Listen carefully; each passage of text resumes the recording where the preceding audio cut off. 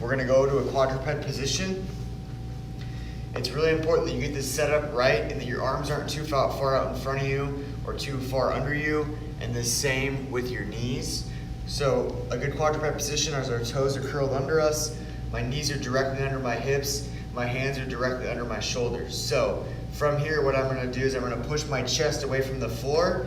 I may need to do a little bit of like a cat-cow to find a neutral spine position, but once I get there, I'm gonna float my knees off the ground just high enough to get a piece of paper under them. From here, I'm gonna have my right arm move and my left knee or left leg move at the same time. So just a very small movement, and you wanna be as robotic as possible, so that way your limbs are what's moving and your trunk is having to stabilize, and it will put a significant amount of load into your quads and into your shoulders at the same time. So there's a bunch of different variations of bear crawls that we can do. We can just do a straight anterior or a forward. We can do a posterior or backwards. We can also do lateral as well. So the lateral is the same setup, and then you're trying to keep opposite arm, opposite leg moving as you go.